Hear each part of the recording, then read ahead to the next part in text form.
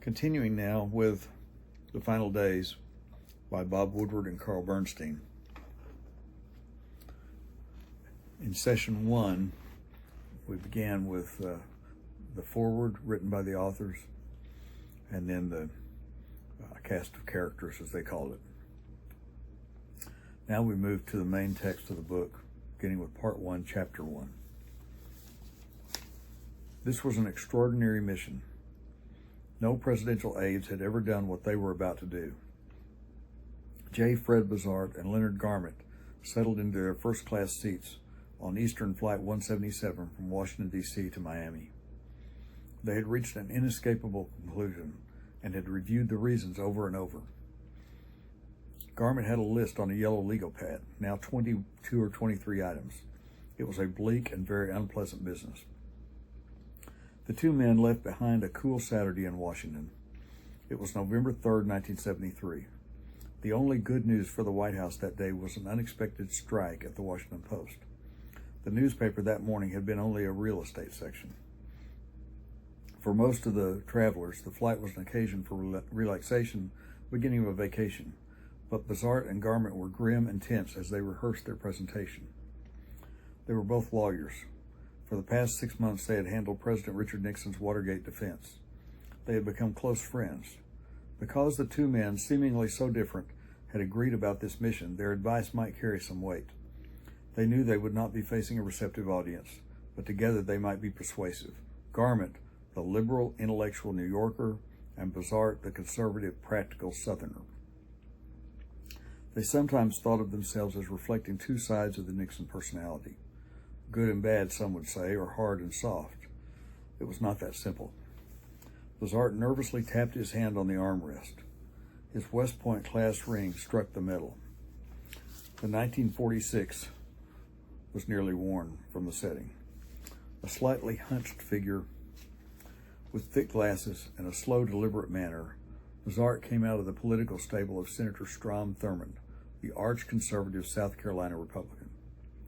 Thurmond's preoccupation was the military, and as an aide to the senator in the 1960s, Bozart had developed an extensive network of informants among the Pentagon's officer corps, meeting them at times in all-night drugstores. Later, as general counsel to the Defense Department, he had been in charge of making the best out of the military horror stories of the early 1970s. The My Lai massacre, the Pentagon Papers, Army spying, unauthorized bombing raids in Southeast Asia, multi-million-dollar cost overruns by defense contractors. He had come to the White House to make the best of Watergate for Nixon, and since then Bozart had spent a lot of time with the president. "Now, you're a Baptist," Nixon would say to him before arriving at one decision or another. "This is right, isn't it?" And Bozart, balking, would say he didn't think it was his job to give moral advice. He was a lawyer. Garment had been one of Nixon's law partners in New York. He was distinctly the odd man out in the Nixon White House, a Democrat among Republicans, a liberal among conservatives, a theater goer among football fans, a Jew among fundamentalists. His relationship with Nixon was personal, not political. He was the philosopher in the court.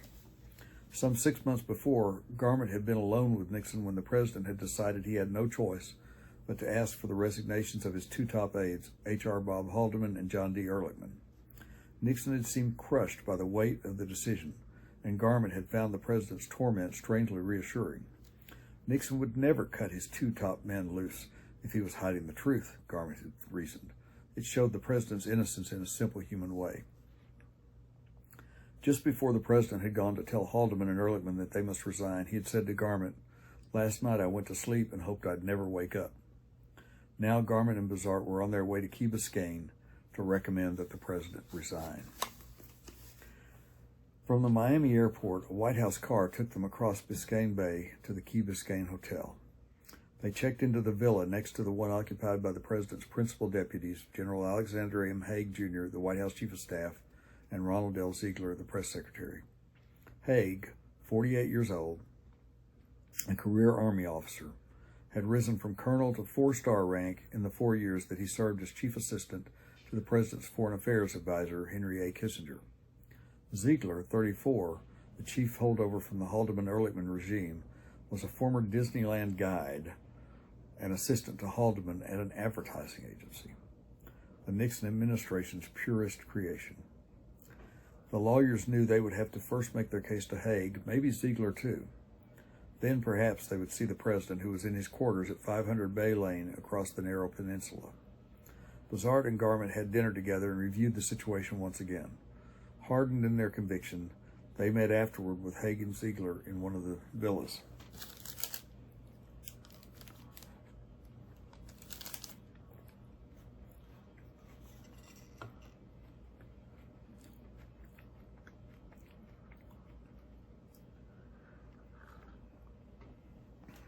This is what I do when I read. I read with coffee and a protein bar, usually after my nap. That's not going to change with my recordings.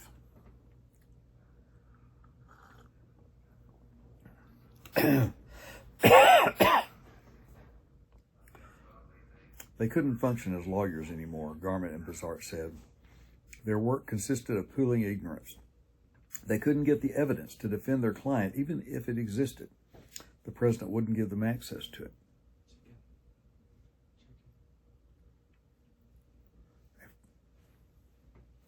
After the cleaners have gone. Instead, he gave them excuses. In defending himself, the president had planted time bombs, Garment said. Nixon had concealed, he had hedged, he had lied. Some of the bombs had already gone off, and the rest lay ticking.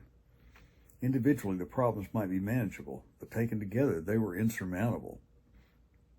They all interlocked, and the single thread that linked the problems together was the president's tapes. The lawyers represented a president who had bugged himself, who had blurted his secrets into hidden microphones. They had not yet heard the tapes nor seen any transcripts of them. The president would not permit it. They were told to mount a defense, but were not given the information to do so. They could no longer assume their client's innocence, not unless they had evidence to the contrary. Garment took the yellow legal pad from his briefcase and looked at the roster of allegations against the president.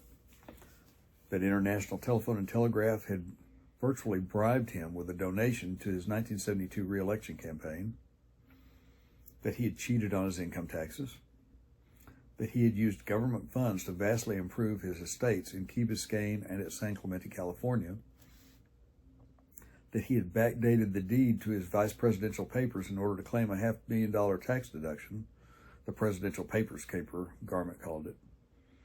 There was more, that the president had raised the price of milk supports in exchange for campaign contributions from the dairy industry, that his two principal campaign officials, former Attorney General John N. Mitchell and former Secretary of Commerce Maurice H. Stans, had sought improperly to influence the Securities and Exchange Commission as quid pro quo for a $200,000 contribution from a swashbuckling international swindler named Robert Vesco.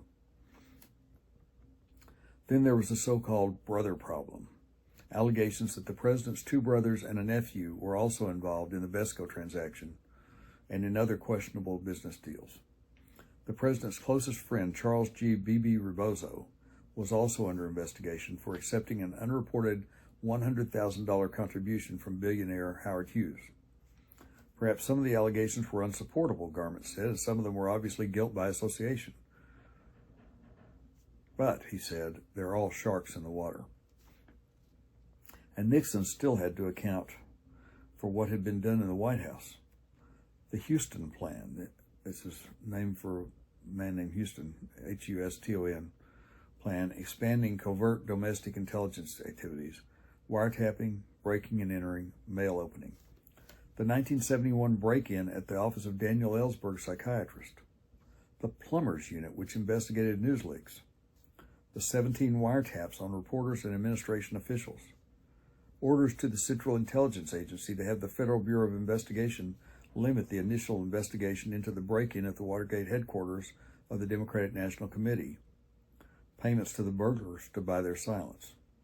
Those arrested in the break-in were James W. McCord, Jr., security coordinator for the President's Re-Election Committee, a former FBI agent and CIA employee, Bernard L. Barker, a Miami realtor and former CIA employee who was involved in the 1962 Bay of Pigs invasion of Cuba, Frank A. Sturgis, also of Miami, a soldier of fortune with CIA connections, Eugenio R. Martinez, another anti-Castro Cuban and part-time informant for the CIA, and Virgilio R. Gonzalez, also Cuban-born, a locksmith. There would be at least another year of government investigations into the conduct of the president and his men, Garment said. The Senate Watergate Committee, headed by Senator Sam Ervin of North Carolina, was still in business. One special prosecutor, Archibald Cox, had been fired just 2 weeks ago, and another, Leon Jaworski, had been hired. In the aftermath of the so-called Saturday Night Massacre, when Cox had been fired and Attorney General Elliot L. Richardson and his deputy resigned, the House of Representatives appeared ready to authorize a deadly serious impeachment investigation. That inquiry would not be directed at the president's aides or his campaign advisors or his friends, but at Nixon himself. And the president had abandoned his legal defense to the tapes. With nothing more than the president's word to go on, Haig himself had gone to the Hill on Wednesday and told Republican senators that the tape of a crucial meeting on March 21st between Nixon and his former counsel John Dean was exculpatory.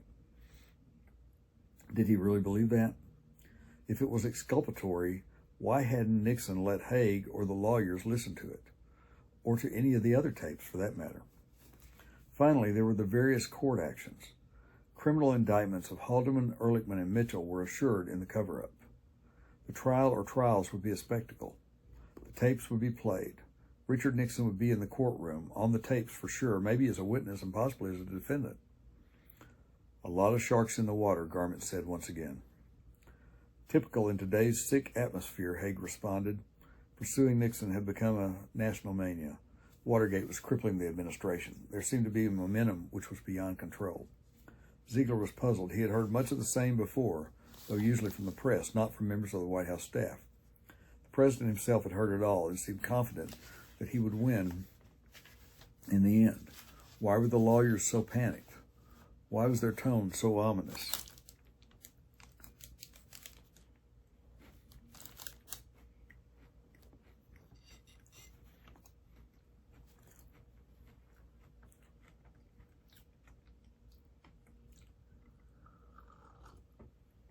Bazart answered in his slow South Carolina drawl.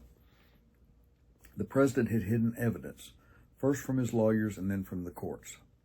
Then he had proposed to manufacture evidence to take the place of what was missing. He might even have destroyed material that was under subpoena.